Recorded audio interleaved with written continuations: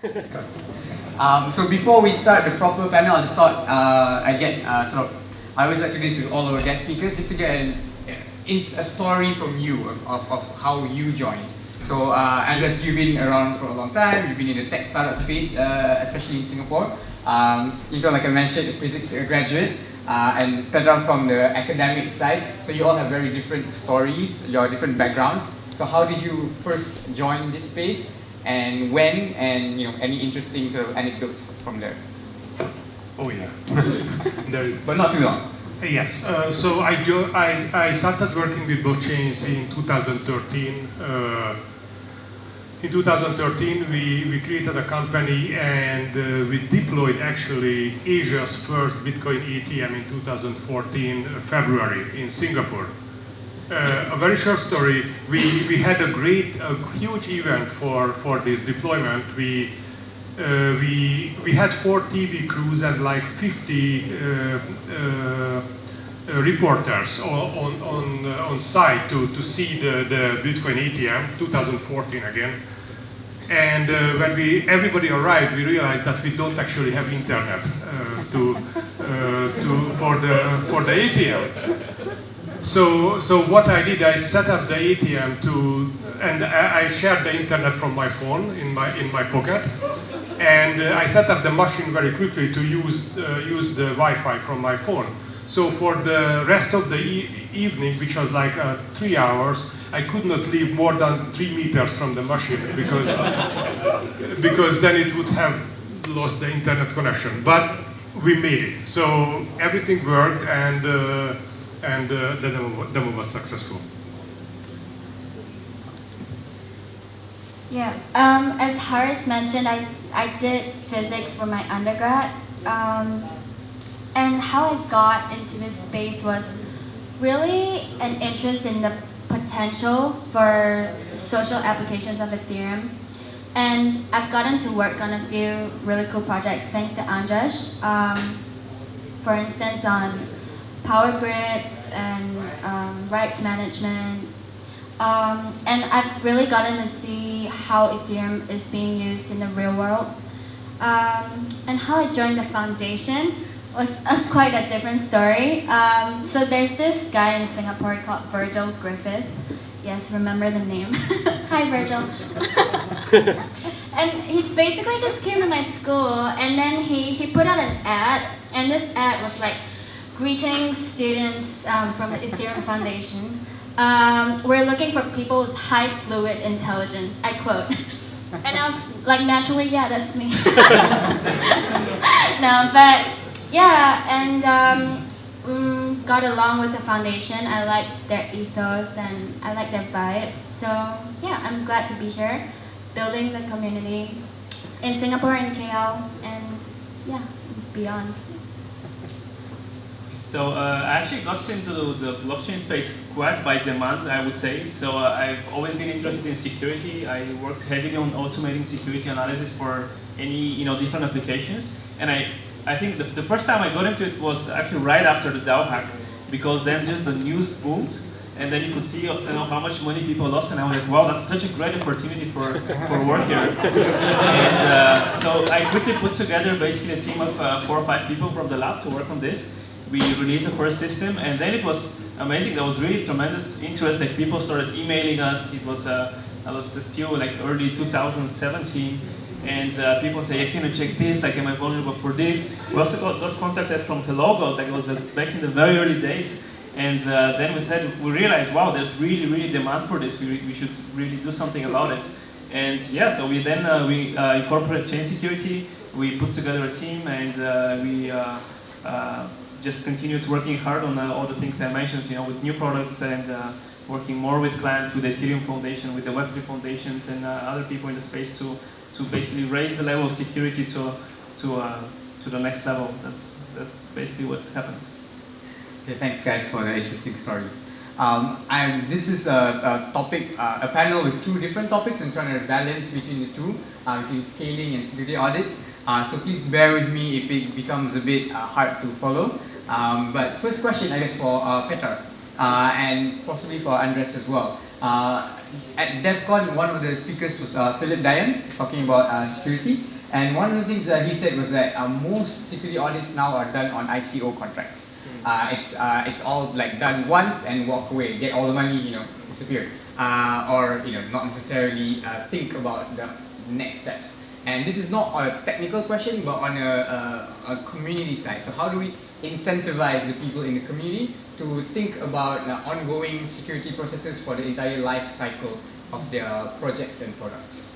Yeah, actually, I think this has already happened. I mean, we see internally the trend is definitely we're working more with projects that have already are building platforms, and I mean we have many recurrent clients, including Kyber Network, for example, which and other bigger projects that are post ICO. They're building big, complicated platforms, and I think that's also so we definitely see this big trend of much bigger, much more complicated audits, where if you try to do something manually, it really doesn't work because it's just so complex. You don't want to look line by line; it will take you forever. Yeah, so I think that has already happened, and we already see huge demand for more advanced solutions like that. That's the reason, again, the monitoring that we built was completely demand-driven, because all these bigger platforms, they don't really, there's just lack of transparency of how users use the contracts. Like, are there, some kind of weird exceptions? They would really want to get this insight to debug their platforms. And yeah, I think we're definitely working with big projects nowadays. Absolutely necessary, and we actually see differently, not ICO contracts, but one of the biggest challenges right now is that we have a lot of very bright IT people coming into the space who has no idea what they are doing. So just recently we have been demoed proof of concept product where they connected their system with multi-chain via Ethereum. And they were using Ethereum public network, public transactions to transact the client's private keys. And we are just looking at it and thinking, so we have EtherScan. Where is EtherScan? Thank you very much for your service, by the way. So we are looking at EtherScan, so this is the private key of the user, right? Right. Are you sure this is what you want to do? And it wasn't that they were idiots, by all means. They just simply came, they considered the Ethereum public network as an API.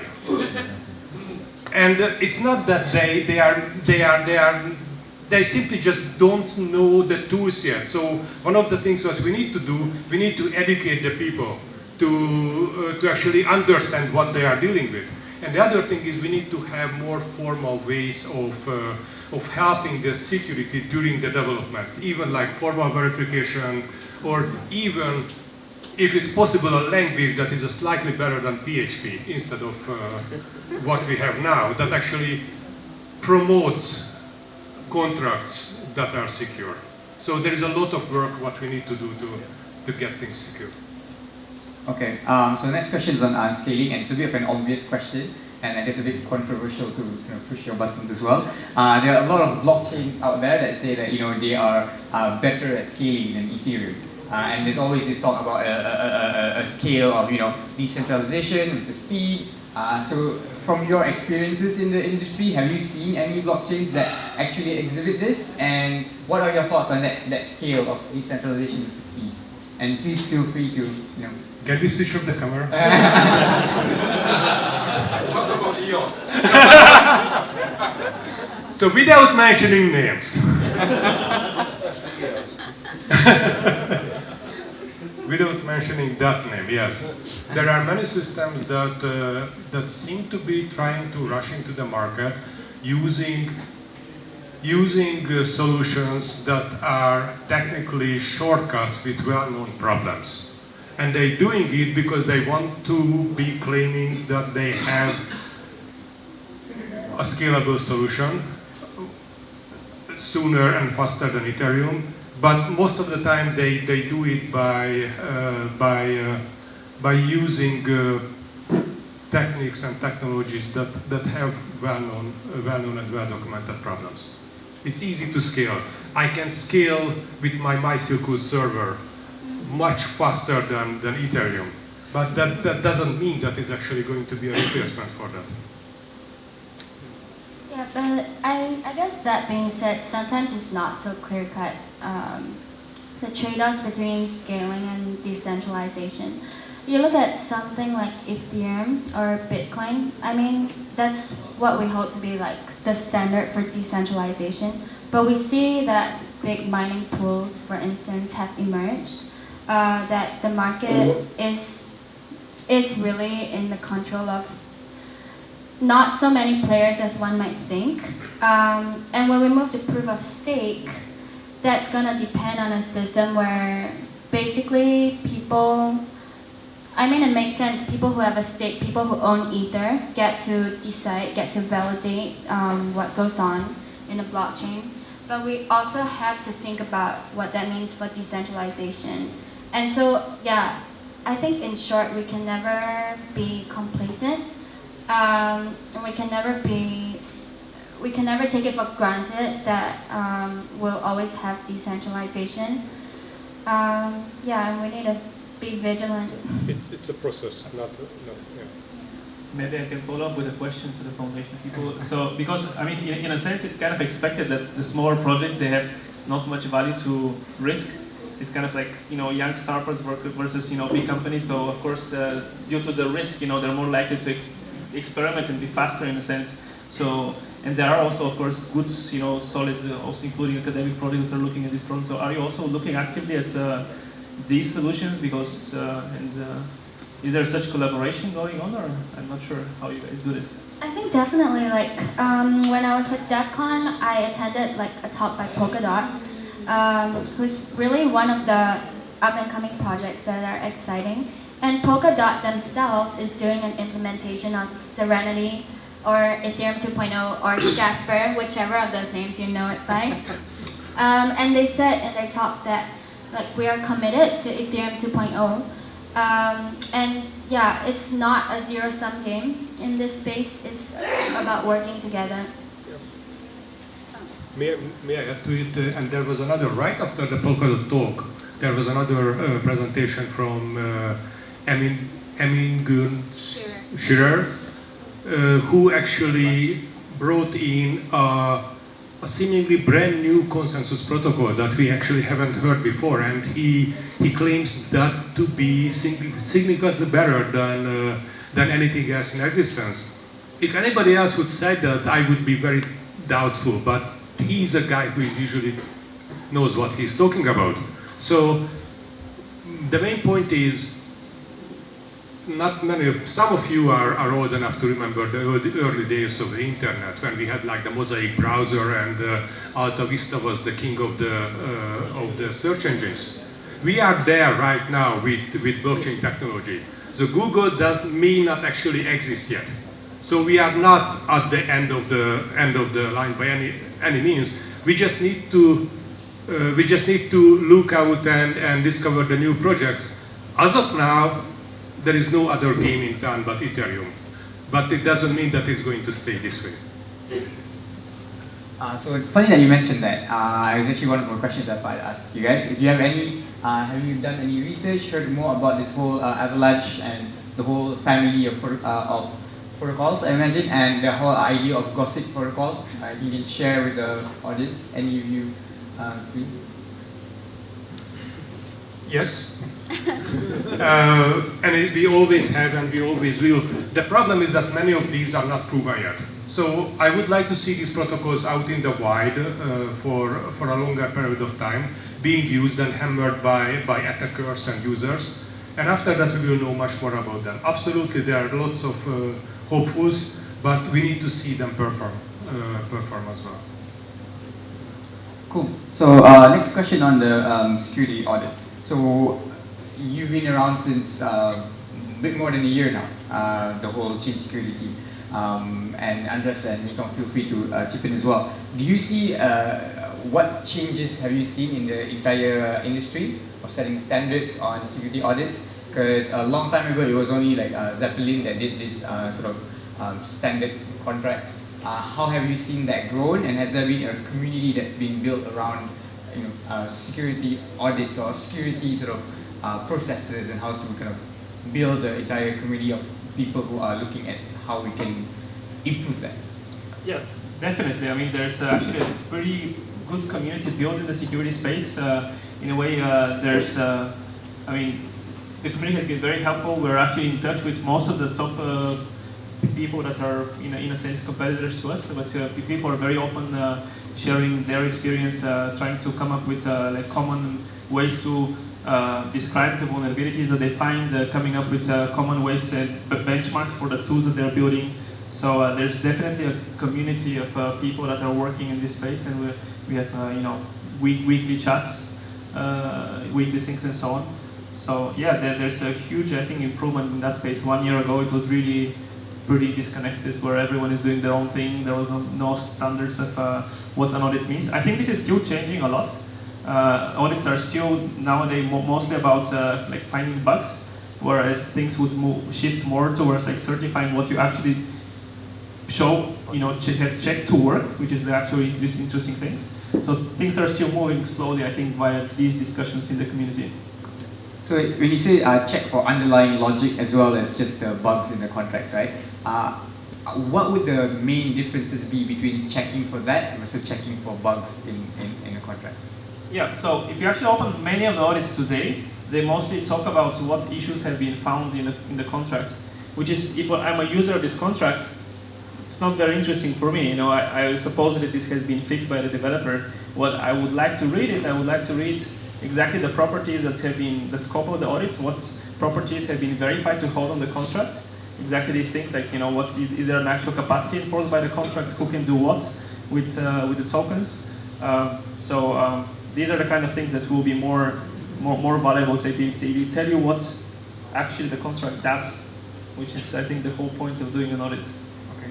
And the process, how is it different to check for that versus for checking for bugs? Yeah, so people are definitely more aware of the possibilities of automation. Some parts of the community are a bit resistant. They kind of don't see how this can work. And in a way, full automation is not possible, so some part will always be manual. So understanding what the contract is supposed to do, writing down the specification of the contract, this will always remain manual. But the checks would be done automatically, and that would give much more reliability towards the users, because you rely on machine rather than people. And many of the good people in the space are aware of these possibilities. They are building solutions that could do this, basically bringing techniques that have been known to exist very well in other domains, like verifying chip designs, all these domains where you have critical small components. It's not somehow, it's a new domain, but it's not a new problem, and people are now bridging this gap, just exactly what we're also trying to do. So back to scaling, and Yitong and Andras, you guys have talked a lot about technical scaling of the protocol itself. But one big point of scaling is also the social side of the various people in the space and other stuff that they do outside of just technical. What are your thoughts on that coming from DEF CON? I just give you an example. So Andras and I were at this launch of Blockchains LLC. Those of you might find it an interesting story. It was a surreal experience, I must say. It just so happened that the main developer for Bitcoin Cash was actually there. And it was very interesting to hear him say to us that he didn't realize the Ethereum space was so big and so dynamic. And so it's just very interesting to see. It's not just the programmers that are in the Ethereum space, it's also everyone else. Do you have any thoughts on the social side of getting politicians, getting designers, getting users for Ethereum? What I've seen, I've been to DEF CON 2 in Shanghai, and then now DEF CON 4 in Prague, and the difference was enormous. In DEF CON 4 we had like 3,500 people very actively involved and engaged with Ethereum, and we had a lot of other people from the social side. One of the main speakers was on stage Cory Doctorow, who's a writer and human rights activist, and a lot of other people coming into the space that are not strictly technical anymore. So I see a lot of great improvements in this field. Yeah, and to add on, I think UI UX is a big part of this social scaling. And at DEF CON, I attended a few really interesting workshops on, for example, Guestlist Onboarding. So basically now to do anything on Ethereum, you have to own Ether because transactions cost gas, because the blockchain has to keep track of it for you. Whereas Guestlist Onboarding basically makes it possible for users to not own Ether themselves, but for them to use an app that will then pay a proxy contract to send transactions for the users. So for normal people who don't already have an account on Ethereum, this could be a great way to onboard them. Solutions like universal logins are on a similar thread, and I even have some friends working on this solution that assigns you an Ethereum account based on like your Gmail email address. And I think the Ethereum name service, for example, is also something that makes Ethereum more usable. So instead of reading like a long hexadecimal text, you have a human readable string. So yeah, I think all these are really promising UI UX improvements that will help Ethereum scale socially. Yeah, I've also observed that many actually people from other domains are jumping to come up with to fix this issue. So just yesterday we had an event at Singapore, and we talked with people working with legal people, thinking of coming up with like domain-specific languages to phrase specific kind of contracts. So people are naturally jumping and trying to see what to do, also in the academic space. And just to add to it, one of the side effects of using sidechains or Plasma is that, again, you can onboard people using Ethereum without them having to actually have Ether to send and receive transactions. Since you are going to run your own sidechain, application-specific sidechain in Plasma, you can set the rules. And you can make it so that people don't have to own Ether or any other token to send or receive transactions. And there are also other kind of solutions coming out. I don't want to promote my own business, but I'm going to promote my own business. Like very simple cards that let you put some Ether on them and hand it over to somebody who doesn't have any knowledge of the system can be done. This is an Ether card, and so these people are getting these in order to give Ether or tokens or other things to others who don't actually know much about blockchain technology right now. And on that note, while we're shilling, I might as well shill up. A common issue for exchanges. So do you mind elaborating a bit more on that? Yeah. So one of the demands that's basically why we did it is that many of the things, the requirements that you would have on a smart contract, you cannot enforce them always in the source code. This is often because you want to, for example, allow some additional functionality if something happens, either to pause the contract or to issue additional tokens, or maybe to manipulate the tokens of users. And if you want to have this functionality, it's kind of in a conflict with other things, and they should be used only in very exceptional cases. And this is actually very common. Many contracts have this. And this, since it's impossible to certify this behavior, the only way you can provide guarantee to investors, including users or people, exchanges that are using the tokens, is to monitor what's happening and notifying people when this is happening. So it's basically all the things that cannot be done at the audit part would have to be monitored, and we saw a lot of demand for this, which is why we also built this kind of solution. The other demand was more from the technical side, like people were just CTOs, they're just curious, what's happening to my contracts? Is something failing? Can I look at this transaction? So that was more like debugging, basically, demand. So on scaling side, there are other solutions being worked on other than the ones mentioned, like officially worked on by Ethereum Foundation. There are, for example, Cosmos is doing Ethereum 2.0. There's also some people have said, talked about doing a sidechain on POA and using DAI as their the token or currency to transact. Have you guys heard more about these ideas or any other ideas that haven't been presented earlier? Or any you're allowed to share? I think a clarification here, the layer 1 is being worked mostly by Ethereum Foundation and being funded, but layer 2 has nothing to do with Ethereum Foundation. Layer 2 is all being implemented by different groups and different companies. So those are basically fit your category. Okay, so before I move on to the Q&A with the audience, and I'll give you guys a bit more time to ask, and I know we ran a bit over time. Just a last question from you guys. What can people in the communities, especially the KL community, what can they do to help with scaling? What can they do to help with sort of providing better security for smart contracts? Well, run your own application-specific sidechain. Learn how to do it. Plasma is not an actual implementation. Plasma is more like a set of rules, a set of guidelines. So based on that, you can actually find and implement your own version, and that would be, I think that would be the most important thing, to get familiar with the layer 2 scaling solutions. And working with Andras, I'm with the Ethereum Foundation officially, but I work with Andras a lot as well at Akamba.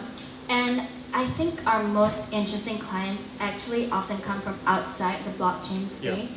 So for me, one of the most exciting things in communities is just to see the variety of use cases and the variety of projects that people are working on. So yeah, I feel like if you guys have projects that are cool, just like give us a shout out and reach out to us. Or like as Andras said, build your own stuff. There's very active online forum called ETH Research. Yeah, I see a few people nodding. Yeah, so yeah, post there, post on Reddit, etc. Yeah, just, yeah, community is nice. Thank you. From the security part, I think it's good to be aware that there are actually lots of technologies that are also open, available online. There are channels, where you can join. So just if you guys use these freely available tools to when you work on your contracts and join the channels to give us feedback, that would be super valuable. And I think it would help both sides, for us to improve the technology and for you to write better smart contracts. One last thing which is very important, which should also show how young this whole community is. Like Prismatic Labs, who right now is implementing sharding, like one of the core component of the system. They just appeared and say, hey guys, can we do it? We can do this, and they actually did it. So almost technically anybody who has the ability and the skills to help out can take an extremely significant part of the community. Thanks guys, please give them a round of applause.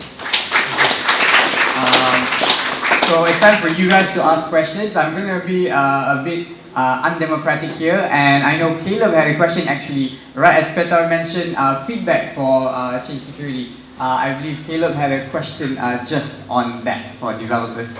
I'm trying to use Securify and trying to learn how to figure it out. Can we get a mic for the audience? Yeah. Thank you.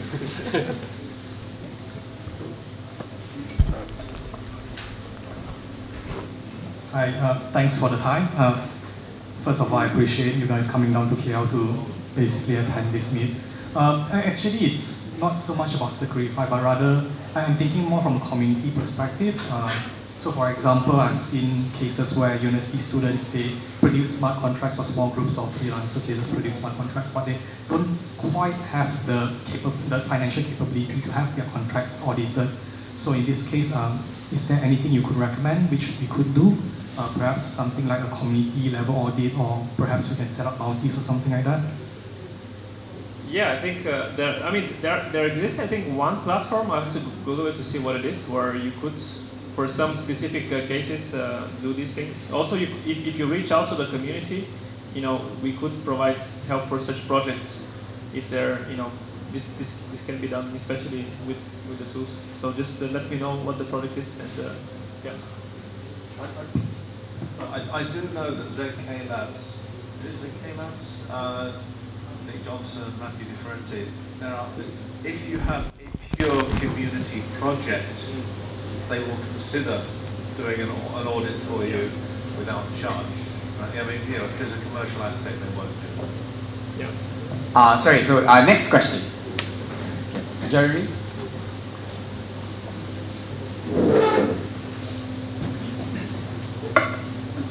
Hi, I'm Jeremy. My main problem with this smart contract audit is, if you guys think back, I think a month or so back, there's a project called Oyster. Now that project had its smart contract audited as claimed, but the founder did an exit scam and they did a fork. Right. So who governs these audit companies? Right. Do they follow a set bench? I mean, is it only recommended by industry people, or is there? Are you guys coming up with a set guidelines? For example, in the real audit world, accounts audit world, you have the big 4 or big 5 that sets the benchmark, right? So where are you guys on this? Yeah. So currently there's no kind of formal regulation. It's more reputation based, and there is definitely a community of companies that are very trusted. And if you ask, reputable exchanges, they would refer you to one of those. And these are basically, currently it's mostly reputation based in the sense that we would never, our main job is to secure the investors of the contracts, and we have also in the company had many cases where there's actually really bad codes, and we would have a bad report, and they would not want to publish it, and they would say, well, could you actually remove these things? And we would say no, because that's our business. We want to protect the users. So I think, it's purely reputation based at this point. Maybe we can create a reputation-based token. So a question at the back. Thank you for this great panel. My question is about the new consensus for DLT, like hash graph. I know the ambassadors here, and the scalability versus security, because both are very important. But so far, we didn't find any chain that can handle HPC or high performance computing in the traditional consensus. How can we fix this? Okay, this is a subjective and personal opinion. Okay, Yeah. It's not my company's opinion. In many ways, it is important for the community to be able to see and verify the proposed systems.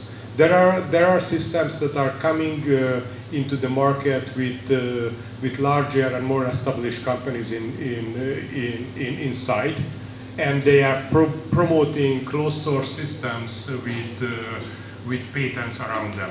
This is very different from the rest of the community. It's not necessarily bad, but it's different, and it's targeting larger and more established players. But because of its mostly closed source, it is very difficult to tell how good it is. And that is the answer for the first part of the question. And for the second part is blockchains, purely public blockchains will never be speed demons. They have a role to play. Their role is to provide accountability. Their role is not to perform 1 million transactions per second. We have the systems for that. We have perfectly well operating PostgreSQL databases that can do that. So it is important to see also that blockchain is not a silver bullet, not good for every single use case. They are there to provide accountability, a very important part of the whole design, but they are not going to replace centralized systems, hopefully ever. Thank you. Do you have another question? Okay, question at the back. Hi, I'm actually quite new here. This is my first time attending this forum. I'm Clarence, met you before. I'm from PwC. So yes, the gentleman there, Jeremy, you just mentioned about Big Four, so I could probably just tap onto that. So we do a lot of enterprise IT security audit as well, as opposed to blockchain audit. So two questions here actually I have for the panel. One is that obviously on the security audit front, what I'm seeing the solutions that you have actually are somewhat very similar to this enterprise IT we do when we build web applications. We do source code review, config review, so on and so forth. But security breaches it's always not just at the source code level, but also the considerations, the design. We're talking about security by design, right? And also the processes around it. So I think one key thing that I'd like to also sort of consult the panel is that when it comes to building the blockchain solutions, to what extent actually the community right now is sort of thinking about the trust element, the privacy by design element, as well as the security by design element. In the past, the failure was that for many of the applications developers, the first thing that comes to their mind is always to rush deadline, to actually build the applications out and to dish it out to the market. We certainly do not want, everyone is very confident that blockchain is going to be the future, right? We certainly do not want this to be a sort of an event that, currently what many of the organizations are facing, right? Even down to the core of Intel chips, processors, many of them actually have security flaws. That was because 20 years ago, 30 years ago, people don't actually think about the security at the core level when they actually built it. So how much is it being done and channeled for blockchain specific area? How much time and effort have been channeled into the security space? And the second question is that obviously there's also a lot of discussions about blockchain replacing the financial auditors.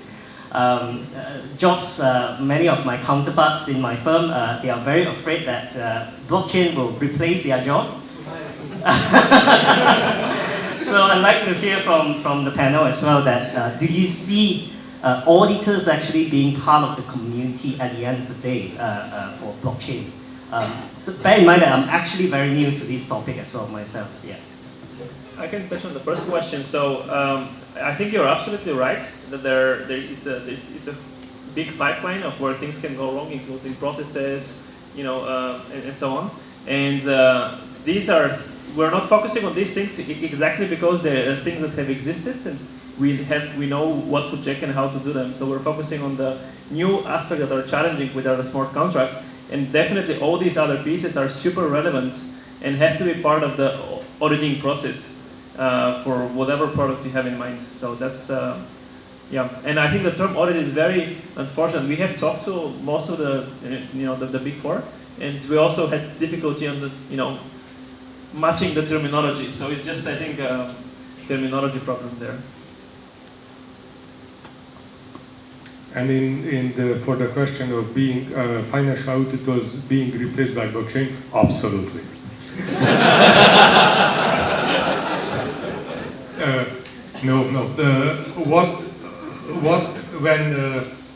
When you have a system, when you mandate that all transactions will have to go through a blockchain, of course, let's not get into the privacy and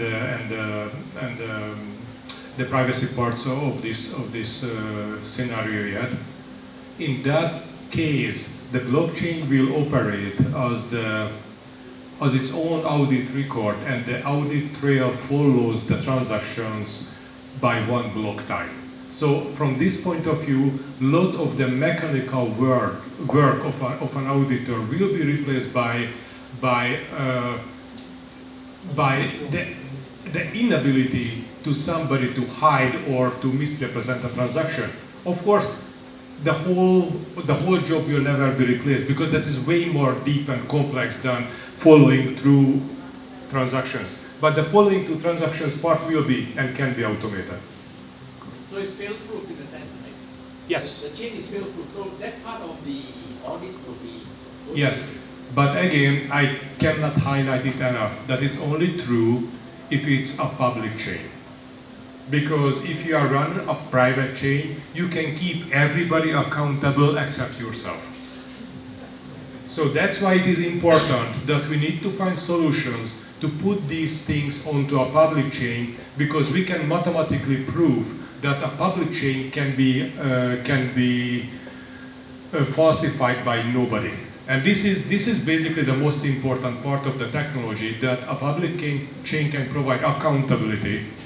And if you remove all the hype, all the big claims of the technology, one thing that remains is accountability. But it's only true if you are talking about a public chain. I think we have time for maybe one or two more last questions. But I want to make him feel good, and I want you to feel good as well, because we are a consulting company based in Hong Kong, and we work closely with 2 of PwC global offices. So we're helping them. Same we're doing with IBM in 5 countries. So we are not thinking that the blockchain will replace. No, I was kidding. And we are not cutting the audits. Please make him feel safe, okay? That's a reason why I'm here today. So I think this will be the last question. No, it's not a question. No. It's actually a little bit to add to this. One of the most important things is that a blockchain is an information system that lives on its own, right? People put stuff in from outside, and you have to trust that stuff that comes in from outside. So if I were to give you the example of Hello Gold, right? We can put on the blockchain all of the transactions that take place with the gold. But we still have to prove somehow we've got the damn gold. Yeah. Yeah, and the way we do that, I mean, we do that in as many ways as we can because we want people to trust us, but one of the most obvious ones is we have audits taking place. Yeah. Right? And as a company, we still need our books, audits, and everything else. So can I say that in the traditional world, IT changed the world? Right? In the new world, it's also a transport layer for transactions. Blockchain is a transport layer for transactions. Because what you put on top, garbage in, garbage out, right? Absolutely. Yeah, absolutely. That's true. Yeah. Okay, last question. Okay. If you don't have any questions, I'm gonna end on time, so there's enough time for people to talk and before we have to get kicked out from our own office. Please give the speakers a round of applause. And yeah, so just a couple of things to note. Can I get a raise of hands? Who's going to Block Show in Singapore? Sandra Yap, one of our committee members, has actually got a Telegram group up for people to just kind of find each other and go to after parties and meetups. She's also organizing the My Ether Wallet after party. So if you'd like to join a Telegram group, I think, well, at least I know a Telegram group, so I'm sure I can add you guys in. Let's see, a couple more hygiene things. Please help to clean up on any glasses or any food that you have. Please don't miss this opportunity to chat with our speakers from Switzerland, from Singapore. For example, I know some people here are from exchanges. Petar has the solution for exchanges, so don't forget to talk to him about that. And before we end, so thank you, Dave, for reminding me. On Thursday next week, there is a introductory session done by Dave. It's a meetup co-organized with Women Who Code KL. So if for those of you who want to know the sort of more introduction level, not the Sifus here, then it's good for you to join. Lastly is that we need to take photos with our speakers. So can you guys sort of sit on the front and